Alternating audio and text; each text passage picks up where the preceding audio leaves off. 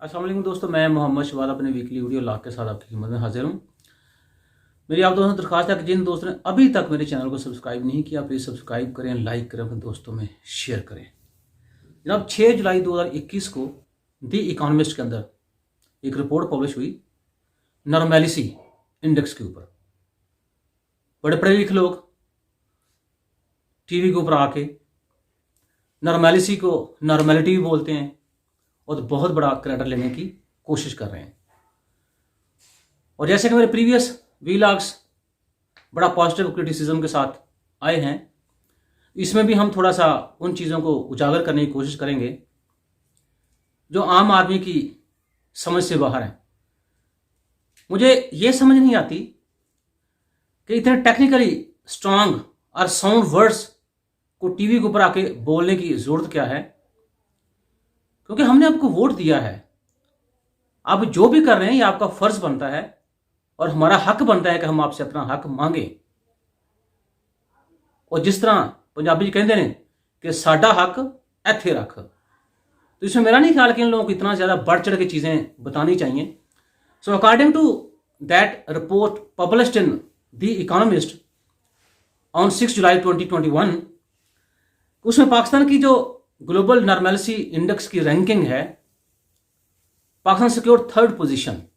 इससे पहले हांगकांग है जिसका स्कोर 96.3 है, उसके बाद न्यूजीलैंड है जिसका स्कोर 87.8 है। अब चूंकि ये स्कोर 100 इंडेक्स जो है या इंडेक्स की वैल्यू 100 है, उसमें से ये हासिल किया गया है और बेसिकली पाकिस्तान इसमें 3rd पोजीशन पे है।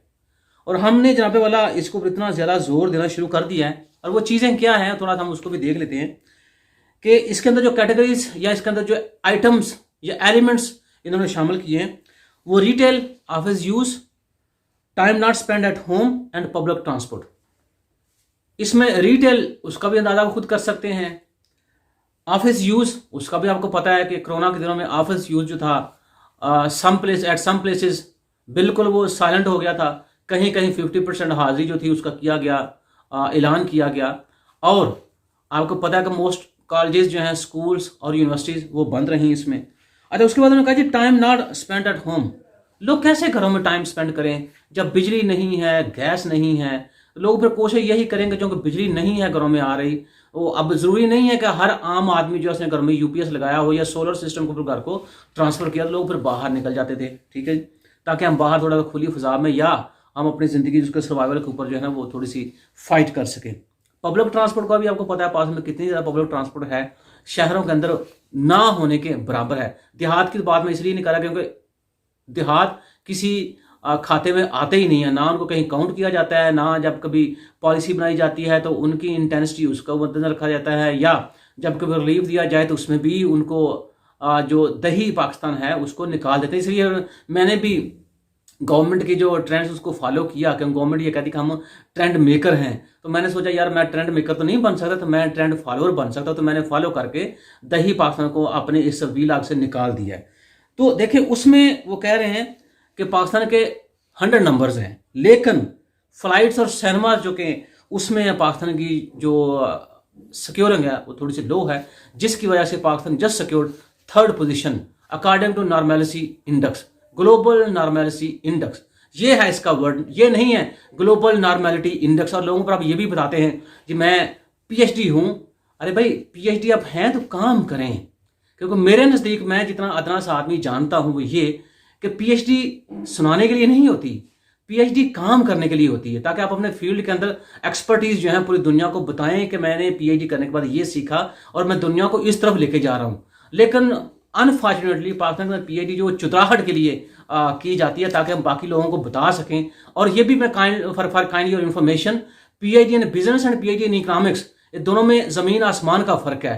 तो इसलिए आप टीवी के ऊपर बैठ के चीज़ों को मिक्सअप करने की कोशिश ना करें। लोग सही कह रहे थे, आपके लोग जानते हैं आज का बंदा जो है वो आज से 10 साल पीछे चले गए, आज से 5 साल पीछे चले, उससे कहीं ज़्यादा अक्लमंद भी है और शौर भी रखता है। लोगों को इन चीज़ों की समझ आ रही है। और मैं जहाँ तक पिछले 3.5 साल से चीज़ें देख रहा हूँ और मैं अपनी बात के ऊपर स्टिल कायम हूँ कि इन 3 सालों में पाकिस्तान में मोरालिटी वैल्यूज़ की कदर जितनी गिरती मैंने देखी है, इससे पहले शायद मैंने नहीं देख पाया या मैंने नहीं देखी। तो थोड़ा सा इन चीज़ों में इजाफा हुआ है। अब मुझे ये समझ नहीं आ रही कि ये रिपोर्ट पब्लिश हुई है, दी न्यूज़ के अंदर ये खबर लगी थी 6 जुलाई 2021 को। ये 6 महीने बाद ही इसका इतना शोर क्यों है? इसका एक मतलब ये है कि हमारे मिनिस्टर्स, उनके स्पेशल असिस्टेंट्स, वो इतने बाखबर रहते हैं कि 6 महीने पहले जो खबर छपी है वो किसी ने बता दिया होगा कि यार इसको भी थोड़ा बात कर लो। तो चूंकि जैसे फैसल वाडा साहब कहते हैं, प्राइम मिनिस्टर साहब की जो मीडिया टीम है वो बड़ी वीक है, या वो उसमें हम इतना एक्सपर्टीज नहीं लेके आए, तो कहा ठीक है सारा ये पीटना शुरू कर दो। इसका क्या ताल्लुक है मुझे बताइए कि क्या इससे आटा सस्ता हो गया है, इससे चावल सस्ता हो गया है, इससे पेट्रोल सस्ता हो गया है, क्या इससे लोगों की जिंदगी में आसानियां आ गई हैं? कितनी आसानियां आई हैं ये आपके सामने बच्चे की, 2 बच्चों की पिक्चर्स नजर आ रही हैं। ये है जो हमने पाकिस्तान ने 3rd पोजीशन सिक्योर की है according to global normality index. तो ये उस रिपोर्ट पर मुंह बोलता तमांचा है कि बच्चा, अब देखें पिक्चर में, मास्क पहने हुए एक पीछे खेल रहा है, ठीक है, और एक बच्चा आगे मास्क उसने डंडे के ऊपर टिका के अपने हाथों में खड़े किए बेचने के लिए। क्या ये काफी नहीं है आपके लिए? या ये काफी नहीं है कि आपके मुंह के ऊपर जूता मारने के लिए कि भाई ये आपने किया है? और ये देखेंगे आज बच्चे जो हैं वो भी रोडों के ऊपर आ गए, इतनी ज्यादा महंगी जिंदगी कर दी आपने। वो अलग बात है, जितना मर्जी अब रोना रोए, शोशा छोड़ें, ये पाकिस्तान अब भी दुनिया का सस्ता तरीन मुल्क है, क्योंकि आप एजेंडा लेके आए हैं कि हमने पाकिस्तान को दुनिया के बराबर करना है। तो डेवलपमेंट में तो आप इसको बराबर नहीं कर सकते, लेकिन महंगाई जो है उसको, उसके ऊपर पाकिस्तान को आप, या उसकी बेसिस के ऊपर पाकिस्तान को आप बाकी दुनिया के साथ जो है वो महंगा कर देंगे। दुनिया इतनी भी महंगी नहीं है जितना टीवी पर बैठ के आप कहते हैं। खैर आम आदमी कुछ ऐसे हैं कि जो तकरीबन ट्रैवलिंग करते हैं और उनको अंदाजा है। आप ये कह दें कि सारी दुनिया में महंगाई हुई है, भाई मैं अपने डस्का में रहता हूं, मैं पंजाब में रहता हूं, मैं पाकिस्तान में रहता हूं, तो मेरे लिए आपने जो बात करनी है वो पाकिस्तान की जो ग्राउंड रियलिटी है उसके ऊपर रह के बात करें। मुझे स्विट्जरलैंड की बातें मत सुनाइए, आप मुझे हांगकांग की बातें मत सुनाइए, आप मुझे चाइना, चूंकि आपका दोस्त है, हाँ वो जाहिर सी बात वो हमारे लिए अच्छा सोचते हैं और हमारा भी जाहिर सी बात वो बड़ा रिलेशन है उनके बारे में, तो आप उसको फॉलो क्यों नहीं करते? आप, वो भी तो इस पैंडेमिक से गुजरा है, उसने कितने अच्छे तरीके से कंट्रोल किया, उन्होंने इतना शोर मचाया है। वो तो इकोनॉमिक इंडिकेटर्स की बात कर रहे हैं, वो उनको बड़ी तशवीश है पाकिस्तान के इकोनॉमिक इंडिकेटर्स के बारे में। वो कहते हैं कि हम परेशान हैं। जाहिर सी बात हमसाया मुल्क है आपका, 74-75 सालों से दोस्ती आपकी चली आ रही है, तो अगर उन्होंने अपना इन्वेस्टमेंट यहाँ पे करना है तो जाहिर सी बात उनको कंसर्न भी होंगे। तो कंसर्न हमें मुआशी ताकत की फॉर्म में ही दूर कर सकते हैं। तो आप देखें इतना बड़ा इन्वेस्टमेंट उन्होंने किया, आप वो इन्वेस्टमेंट जो सिक्योर नहीं कर पाए, अभी तक चीज़ें जो हमारी वैसे की वैसे वो खराब ही चलती जा रही हैं। तो खुदारा इस चीज़ का रोना छोड़ दें या क्रेडिट लेना छोड़ दें आप। ठीक है, आप ये भी कहा जाता है जी लो जी आप हमसे बहस नहीं करें, आप इकोनॉमिस्ट नहीं हैं। तो मुझे बताइए, जो आपके इकोनॉमिस्ट कुछ चांदे की बातें करते हैं या आपको बताते हैं या आपको मशवरा देने की कोशिश करते हैं, क्योंकि हमारे तो इतनी औकात नहीं कि हम ये कहें कि जी हम आपको मशवरा दे रहे हैं, हम तो सिर्फ कोशिश कर रहे हैं कि भाई कि शायद इनके दिमाग में कोई बात अटक जाए या बात समझ आ जाए इनको। और वैसे भी चूंकि मैं देखो चाय पीने वाली, पान खाने वाली इकोनॉमी से पढ़ा लिखा बंदा हूं, थोड़ा सा ज्यादा भी नहीं कह रहा मैं। और आप लोग तो माशाल्लाह बाहर से पढ़ के आए हैं, तो हो सकता है हमारी लोकल लैंग्वेज इतनी मुश्किल भी नहीं है, और मेरी भी कोई लैंग्वेज इतनी मुश्किल नहीं है कि जिससे मैं समझूं कि जी बहुत टफ जो है उनको समझ नहीं आ रही। तो आप जो कि बाहर से पढ़ के आए हैं, बाहर की डिग्रियां आपके पास, तो आपका दिमाग भी उतना ज्यादा खुला होना चाहिए, तो उसके अंदर नॉलेज भी उतना ज्यादा होना चाहिए। और आपका हाल ये है जनाब कि 6 जुलाई 2021 को एक रिपोर्ट पब्लिश होती है और 6 महीने बाद पता चलता है आपको कि भाई हमने इसके ऊपर बात करनी है। कब तक ये चलता रहेगा और कब तक आप हमें उल्लू बनाते रहेंगे? क्या हम आम आवाम को ये समझ नहीं आ रही बात? हम सिर्फ चुप हैं क्योंकि हमारी कुछ अखलाकी कदरें बच गई हैं, उन चीज़ों की वजह से हम लोग चुप हैं, वरना निकलेंगे लोग हम बाहर और हम ये कहेंगे कि साडा हक इत्थे रख। एक आम आदमी की तरह क्या हम ये सवाल आपसे पूछने की जसारत कर सकते हैं या हिम्मत कर सकते हैं? अगर आप हमें अलाउ करें तो क्या कोई ये बंदा बता सकता है कि पिछले साल पहली छमाही में आपका जो बजट सारा वो 14 खरब था, जो इस दफ़ा इस साल के पहले 6 माह में बढ़ के 18 खरब हो गया है? क्या हमें ये बताया जा सकता है कि ये 4 खरब जो इजाफा हुआ है वो क्यों हुआ है और पैसा ये किस मद में इस्तेमाल हुआ है? आप तो कहते हैं हमने ऑस्टेरिटी जो है उसको इम्प्लीमेंट किया अपनी ज़ात के ऊपर भी, ताकि जब तक मैं गवर्नमेंट का पैसा या अवाम का पैसा जो है उसको बड़ी समझदारी से इस्तेमाल करूंगा, तब मेरे जो बाकी लोग हैं वो भी इसको फॉलो करेंगे। तो होना तो ये चाहिए था कि बजट सारा कम होना चाहिए था, लेकिन बजट सारा कम होने के बाद बढ़ना शुरू हो गया। इसके ऊपर कोई बंदा बता सकता है कि ये जो आपके तकरीबन जुलाई से लेकर दिसंबर तक जो तरक्याती अखराजात सिर्फ 274 अरब रुपये रहे हैं, सिर्फ 274 अरब रुपये रहे हैं।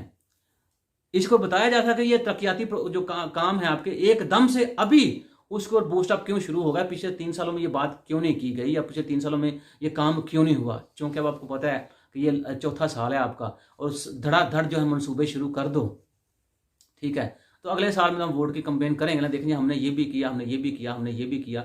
लेकिन कोई बंदा ये बात करने को तैयार नहीं है कि पिछले 7 माह पेट्रोलियम की प्राइस के अंदर 11 दफा इजाफा क्यों हुआ। इसका भी क्रेडिट लेना चाहिए आपको। इसको भी ट्वीट के ऊपर ट्वीट्स पता नहीं क्या कुछ। मुझे तो कभी कभी शक होता है कि ये ट्वीट गवर्नमेंट है, क्योंकि हर बुरी और अच्छी चीज का जो लोगों को पता चलता है वो ट्वीट से ही पता चलता है। क्योंकि कहते ये हैं कि हमने पाकिस्तान को एक डिजिटल कंट्री बना दिया है, हर बंदे के पास मोबाइल है, हर बंदा जो है जनाबे वाला वो सोशल मीडिया के ऊपर एक्टिव है, हर बंदा जनाबे वाला सोशल मीडिया के थ्रू ही जो इकानमी की सूरत है उसको पता चल रहा है। तो इसलिए हमने जनाबे वाला इस मुल्क को सही मानों में डिजिटलाइज किया है। तो क्या कोई बंदा ये बता सकता है कि आपका ये एग्रीमेंट है IMF के साथ के जनाबे वाला हम हर 15 दिन बाद जो है तेल की कीमतों में इजाफा करेंगे? क्या आपका एग्रीमेंट है IMF के साथ कि हम हर महीने जो है फ्यूल एडजस्टमेंट की फॉर्म में या और जो चीज़ें हैं उसकी फॉर्म में हम बिजली की कीमतों में इजाफा करेंगे? क्या ये कोई बंदा बता सकता है कि पाकिस्तान के अंदर डे बाई डे गुर्बत क्यों बढ़ रही है? क्या कोई बंदा ये बता सकता है कि पाकिस्तान में बेरोजगारी में इजाफा क्यों हो रहा है? कोई बंदा नहीं बताएगा। हाँ, एक जो बड़ी अहम जो बात है कि हुआ क्या कि यूरोपियन एयर एजेंसी का पाकिस्तान पर आयत पाबंदियां हटाने से इनकार।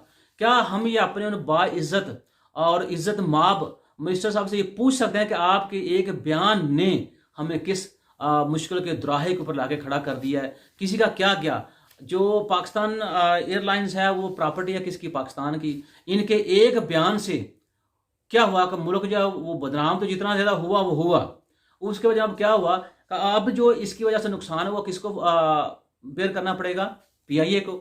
वो ना मेरे उन इज्जत माब जो मिनिस्टर साहब हैं उनको बेयर करना पड़ेगा और ना किसी और को फर्क पड़ेगा। फर्क पड़ा तो सिर्फ पाकिस्तान का जो एक अच्छा इमेज था उसके ऊपर एक और दाग का धब्बा लग गया कि जनाबे वाला हम इस काबिल हैं। इसके ऊपर कोई बंदा जवाब देने को तैयार है? नो, कोई बंदा जवाब देने को तैयार नहीं।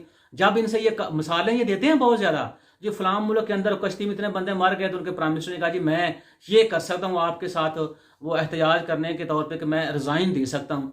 आपकी हुकूमतों के अंदर जहाँ पे वाला 40-40 खरब के गबन हो जाते हैं, आपकी हुकूमत के अंदर जहाँ पे बोला 20 से 22-23 बंदे मर जाते हैं, किसी के ऊपर किसी के सर के ऊपर जो जूं तक नहीं रेंग रही। हम पूरी दुनिया को हमने जहाँ पे बोला वो ठेका उठाया कि हम मोरालिटीज के लेक्चर देंगे, लेकिन उस मोरालिटी के लेक्चर्स के अंदर से 0.001% भी हम अपने ऊपर अमल दरामद नहीं करते। अगर हम इतना ही अपने ऊपर अमल दरामद करें तो हमें नजर आ जाए कि जी अपने गिरबान में झांक के देखें कि हमने इन 3 सालों में क्या क्या नुकसान किए और हमने क्या क्या ज्यादतियां की आवाम के साथ। तो क्या हमें अभी भी इस चेयर को पकड़ के रखना चाहिए? लेकिन नहीं, ये चूंकि सारी बातें वो बाकी दुनिया के लोगों के लिए हैं, अपने ऊपर अमल दरामद करने के लिए नहीं है। जैसे किसी मौलवी ने कहा था, ये बात मैंने अपनी बेगम के लिए नहीं पड़ोसी के लिए कही थी। तो हमारा भी सूरत जो है वही चल रही है। अब पता नहीं कब तक जो है जनाबे वाला हम लोग इस चीज़ से बाहर निकलेंगे। एक वक्त था हमने जनाब पाकिस्तान का एक रैंकिंग पासपोर्ट जो एक रैंकिंग ऊपर अगर हमने शोर मचाना शुरू कर लो जी देखें हमारी हुकूमत आई तो देखें पासपोर्ट जो है ना उसको 4 चांद लगे, पासपोर्ट उड़ने लग गया है। इसलिए अब आपको टिकट लेने की जरूरत नहीं है, क्योंकि पाकिस्तानी पासपोर्ट इतना मजबूत हो गया है। बस पाकिस्तानी पासपोर्ट पकड़े तो आप यूं शू करते करते जहां आपका दिल करेगा वहां पहुंच जाएंगे। लेकिन अब वो शू जो है ना वो नीचे आ गई है। अब हमसे पहले जहाँ पे वाला जो पासपोर्ट है वो आपको पता है कौन से हैं? आप सुनेंगे तो आपको हैरानगी हो जाएगी कि जब बोला हम इतने माशाल्लाह काबिल और इतने लायक हो गए हैं कि अब हमने किन कंट्रीज को मात दिया है। क्योंकि पाकिस्तान जो है वो जनाबे वाला 108 रैंकिंग में है। इसमें तकरीबन अगर देखा जाए तो 192 कंट्रीज शामिल हैं, जिनके अंदर से जनाबे वाला हमारा 108वां नंबर है। और इसके हमारे बाद कौन है? शाम, इराक और अफगानिस्तान। तो इसका मतलब ये हुआ कि अगर देखा जाए तो हम फ्रॉम बॉटम, हम टॉप पे हैं, लेकिन जब हम टॉप की बात करें तो भाई शू नीचे आपका शुरू हो गया ना। तो इसके ऊपर भी तो क्रेडिट किसी को जाना चाहिए और इसके ऊपर भी हमें पूछना चाहिए क्या कोई बंदा जवाबदेह है इस चीज का ना। आज का जब पिछले एक वीक से नॉर्मेलिटी इंडेक्स के ऊपर बात हो रही है और इतनी बात हुई है कि कुछ लोगों ने उसको नॉर्मेलिटी से नॉर्मेलिटी कहना शुरू कर दिया है। ठीक है जी, और साथ में ये भी कहते हैं जी मेरी पीएचडी बाहर से है जी, मैं बिजनेस में मैंने पीएचडी की हुई है। देखिए हम आपकी पीएचडी को सल्यूट करते हैं, सल्यूट करते हैं आपकी पीएचडी को। हम जहां से हमने पीएचडी किया हम उस यूनिवर्सिटी को भी सल्यूट करते हैं, हमें पता है कि माशाल्लाह वो अच्छी यूनिवर्सिटी, इसमें कोई दोहराने वाली बात नहीं। लेकिन आप इस तरह मीडिया के ऊपर आके बाकी लोगों को बेइज्जत करेंगे तो जाहिर सी बात अगला बंदा भी आपको रिस्पांस इसी तरह से देगा। खुदारा आप थोड़ा सा अपने आप को समझाएं। आप माशाल्लाह अच्छी जगहों से पढ़े हुए हैं तो वो अच्छी चीजें जो हैं वो आवाम में लेके आए। आपको हर कभी ये सूट नहीं करता कि आप लोगों से लड़ें, क्योंकि इससे यकीनन लोग आपको बदतमीज भी कहेंगे और यकीनन लोग आपको नॉनसेंस भी कहेंगे। अच्छा, वो जो सेंट्रल बैंक इंडिपेंडेंस की बात हो रही थी, अगर आपको याद हो मैंने पिछले एक वीलॉग में ये बात कही थी कि जब सेंट्रल बैंक को according to conditions of IMF ये इंडिपेंडेंट करेंगे तो सेंट्रल बैंक सबसे पहला काम क्या करेगा, गवर्नमेंट को जो है ना वो लोन देना बंद कर देगा। और जब ये लोन देना बंद करेगा जाहिर से कमर्शियल बैंक जो हैं वो under the shade of state bank हैं, तो वो स्टेट बैंक कमर्शियल बैंक्स को भी ये कहेगा कि जनाब वाला आप थोड़ा सा एहतियात करें। वो बातचीत आ गई है, उन्होंने कहा जी सरकारी कर्जों का मुमकिन डिफॉल्ट, सरकारी कर्जों का मुमकिन डिफॉल्ट, जिसकी वजह से स्टेट बैंक ऑफ पाकिस्तान ने कमर्शियल बैंकों को मुहतात रहने की बात की है। इसका मतलब यह है कि अगर स्टेट बैंक भी कर्जे नहीं देता गवर्नमेंट को और उसके बाद कमर्शियल बैंक्स भी कर्जे नहीं देंगे तो फिर पाकिस्तान गवर्नमेंट को मूव करना पड़ेगा फॉरेन डेट्स की तरफ, या फॉरेन लोन लेने के लिए फॉरेन इंस्टीट्यूशन जो है, डोनर्स जो हैं उनको देखना पड़ेगा। और आपको पता है कि बाहर का जो कर्जा है वो कंडीशंस भी अपने साथ लेके आता है और वो डोमेस्टिक लोन से महंगा भी होगा। तो वो चीजें शुरू हो गई हैं और इस इंडिपेंडेंस के अंदर अगर गवर्नमेंट ऑफ पाकिस्तान लोगों को रिलीफ देना भी चाहे तो वो रिलीफ नहीं दे पाए। आप इसको आम लोगों में ये कह लें, क्योंकि स्टेट बैंक ऑफ पाकिस्तान जो है उसका एक ये भी ऑब्जेक्टिव था कि प्राइस स्टेबिलिटी जो है उसको वो तवज्जो की जाए। आप जाहिर सी बात जब बंदे बाहर से लेके आएंगे तो उनके ऑब्जेक्टिव और प्राइस स्टेबिलिटी वो चीज़ें थोड़ी सी पीछे रह जाती हैं। तो मैं ये कह सकता हूँ कि अगर गवर्नमेंट महंगाई को कंट्रोल करने के लोगों को रिलीफ देना भी चाहे तो वो नहीं दे पाएगी, क्योंकि स्टेट बैंक जो है वो आगे रुकावट बनेगा। तो यही चीज़ें आईएमएफ चाहता था कि हो जाएं, ताकि लोग जो हैं उनकी ज़िंदगी महंगी हो through petroleum prices, through electricity bills, तो मुल्क के अंदर इकोनॉमिक मिजरी तो ऑलरेडी बढ़ेगी। और आप देखिए ना, पैनिक बढ़ गया ना। कुछ लोग आपको टीवी के ऊपर ये भी कहते हैं अगर आपने इतना अच्छा परफॉर्म किया तो लोग ये ना कहते कि मुल्क 50 साल पीछे चला गया है, लोग ये ना कहते कि हमारी ज़िंदगी पहले से ज़्यादा तंग हो गई है, लोग ये ना कहते कि हम बच्चे बेच के अपने किचन जो है उसका खर्चा चला रहे हैं, लोग ये ना कहते कि मुल्क के अंदर खुदकुशियाँ जो है उसका रेट बढ़ गया है, लोग ये ना कहते कि हमारी अखलाकी वैल्यूज़ जो हैं वो पहले से नीचे आ गई हैं। तो जैसे मैंने आपसे कहा था कि our politicians they will have to understand economics is politics and politics is economics. वो बात देखें तो आपको रियलिटी में अब नज़र आ रही है कि वाकई ये चीज़ें आपस में एक दूसरे के साथ इंटरलिंक हैं। लेकिन मैं ये भी कहता हूँ साथ साथ कि जनाब वाला ये जो आपका सोशल बिहेवियर है ये भी इकोनॉमिक्स के साथ लिंक है।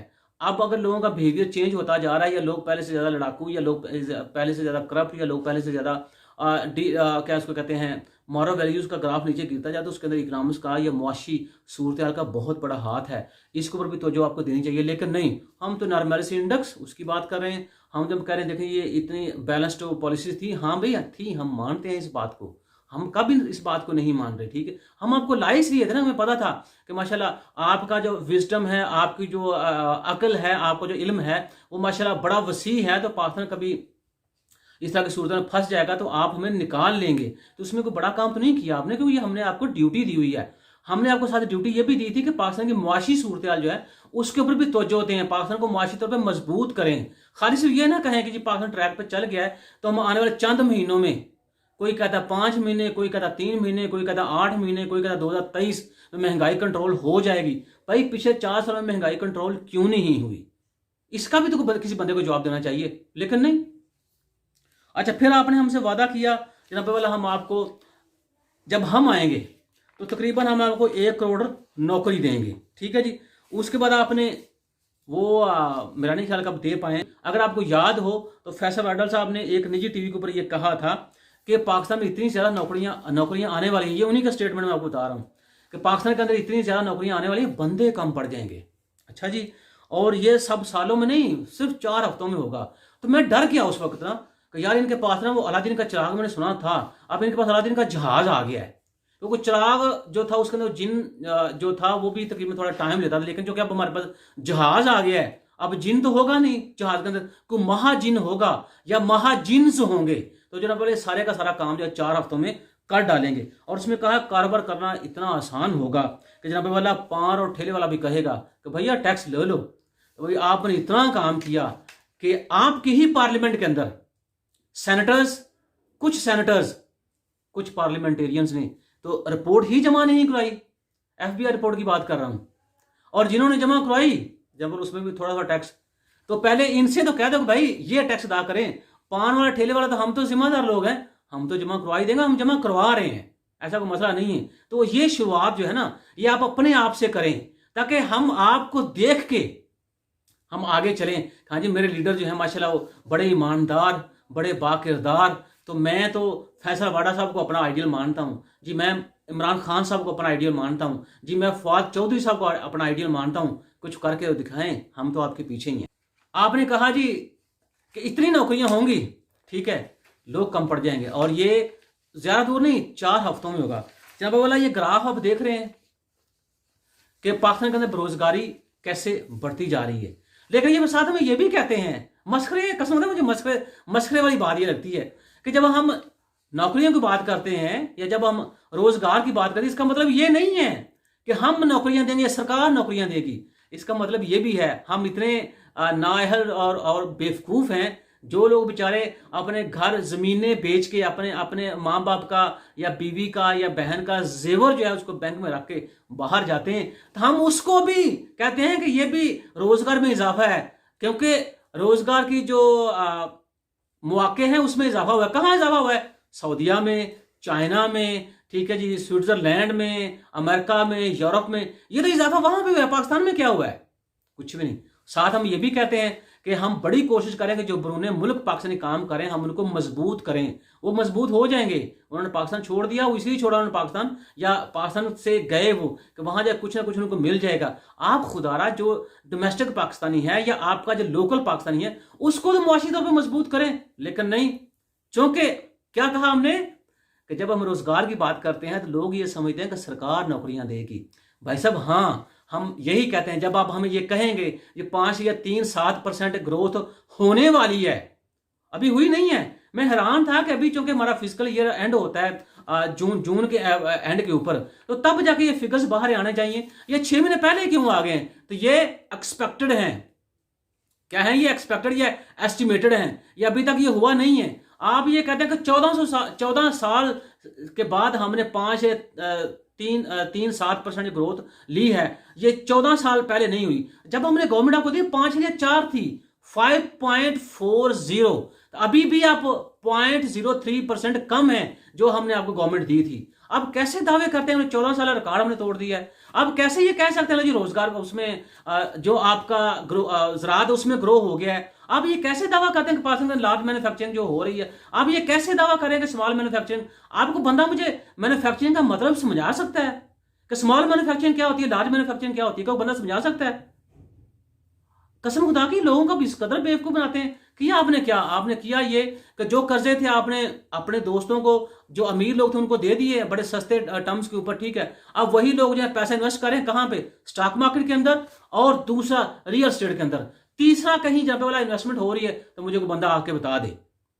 ये 2 सेक्टर यहां पे पैसा जा रहा है। अब जब रियल एस्टेट की बात हो, क्या वहां पे उसका जो ट्रिकल डाउन इफेक्ट है वो आम आदमी तक पहुंचेगा?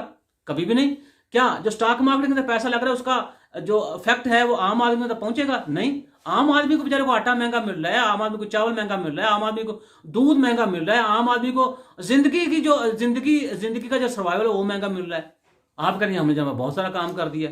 तो ये चीजें हैं ऐसी जिनके ऊपर हमें तवज्जो देने की जरूरत है। आपने कहा बुजदार साहब जो है वो नंबर 1 है, दूसरे नंबर पे महमूद खान साहब हैं, तीसरे नंबर पे शाह मुराद शाह साहब हैं, और चौथे नंबर पे बजंजो साहब हैं। मुझे कोई बता दे बंदा किस बुनियाद के ऊपर आप ये कैटेगराइजेशन की है, कौन सी कारकर्दगी जहाँ दी है? क्या वो बंदा जिसके प्रोविंस के अंदर 22 बंदे मर जाएं, उसको ये सर्टिफिकेट सूट करता है, या उनको इस तरह के रैंकिंग करनी चाहिए? इसका मतलब कि वो जिनके मर गए उनके मर गए, और वो चूंकि हमारे लिए एक खबर होती है ना कि हम जनाबे वाला ठीक है, खबर आ गई, उसको खबर बना के पेश कर दिया, आज का इशू था, आज शाम तक ये दब जाए, कल को और नया इशू शुरू कर देंगे। तो वही बात, ये वही सारी चीजें चल रही हैं को डेली कुछ ना कुछ नया करो, ताकि लोग जो हैं वो नए इशू की तरफ तवज्जो करें, पिछले इशू दब जाएं। इसी तरह पिछले एक हफ्ते से नॉर्मलिटी इंडेक्स का रोया जा रहा है, ताकि इस लोगों को ये बता जो लोगों के असल मसाइल हैं।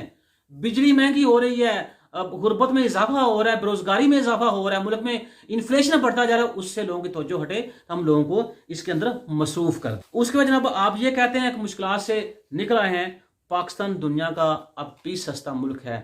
अब मुझे नहीं पता ये किस ग्राउंड के ऊपर इन्होंने बात की है, और अगर इन्होंने की है तो जाहिर सी बात है वो क्या कहते हैं उसको, किसी वजह से की। लेकिन एक बात मुझे हर दफा जो है मुझे एक बात कॉमन नजर आती है, जिन मुल्क के अंदर माफियाज नहीं होने चाहिए। मुझे बताइए माफियाज को किसने खत्म करना है? अगर मेरे में इतनी ताकत होती या मेरे में इतनी हिम्मत होती तो मैं इन माफियाज को खुद खत्म कर सकता था, आपको फिर लाने की जरूरत नहीं थी। लेकिन आप भी प्राइम मिनिस्टर बन के मेरी तरह बेबस ही हैं, तो फिर मेरा ख्याल है कि अखलाकी तौर पे गवर्नमेंट छोड़ देनी चाहिए, वरना बड़ी तेजी के साथ वक्त दौड़ता हुआ आपकी तरफ आ रहा है, जब ये लोग कहेंगे साडा हक इत्थे रख।